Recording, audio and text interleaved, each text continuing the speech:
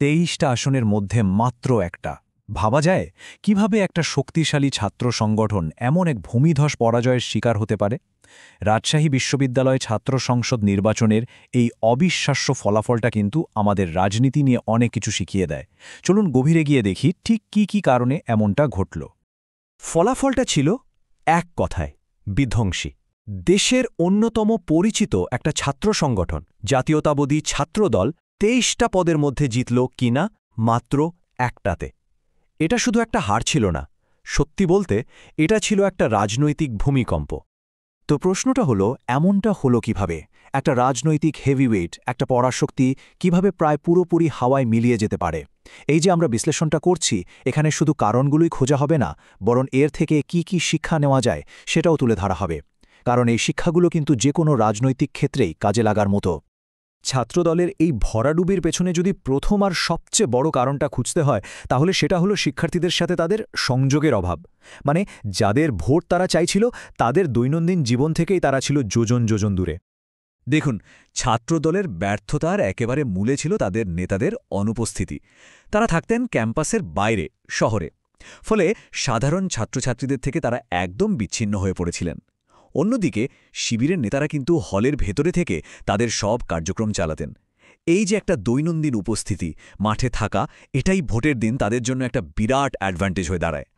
আর এই বিচ্ছিন্নতার কথাটা কিন্তু কোনো বাইরের লোকের নয়, এটা স্বীকার করেছেন খোদ ছাত্রদলেরই পরাজিত একজন প্রার্থী। তার কথা শুনলেই বোঝা যায় ভোটারদের কাছে পৌঁছানোর আগেই তারা আসলে কতটা পিছিয়ে পড়েছিল। আচ্ছা, তো গেল উপস্থিতির বিষয়টা। এবার আসা যাক দ্বিতীয় ফ্যাক্টরে, আর সেটা হলো প্ল্যানিং বা পরিকল্পনা। দুটি সংগঠনের প্রস্তুতির মধ্যে যে আকাশ-পাতাল তফাৎ ছিল, সেটা নির্বাচনের ফলাফলে সরাসরি প্রভাব ফেলেছিল।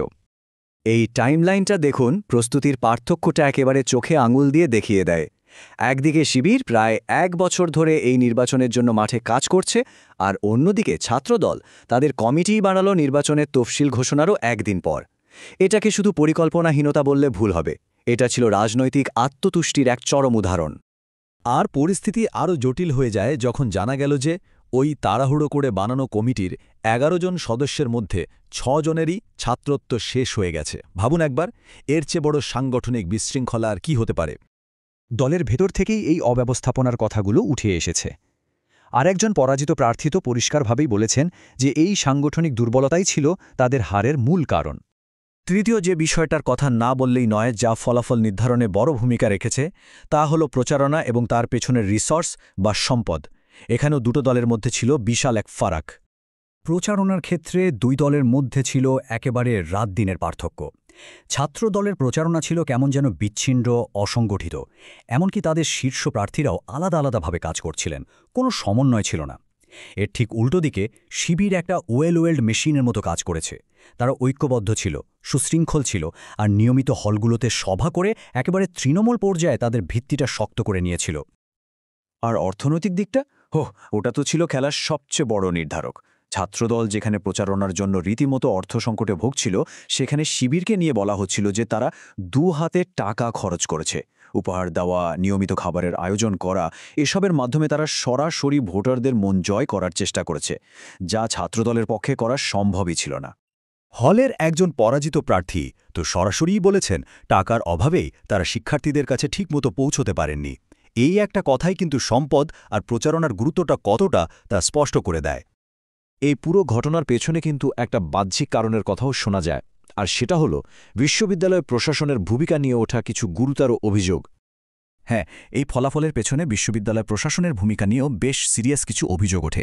বিরোধী নেতাদের দাবি ছিল প্রশাসনে জামায়াতপন্থী শিক্ষকদের প্রভাব থাকার কারণে শিবিরকে নাকি বাড়তি সুবিধা দেওয়া হয়েছে।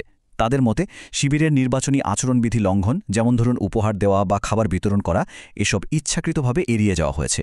যদিও এই অভিযোগগুলো প্রমাণিত নয়, তবে এটা নির্বাচনের স্বচ্ছতা নিয়ে একটা বড় প্রশ্ন কিন্তু তৈরি করে।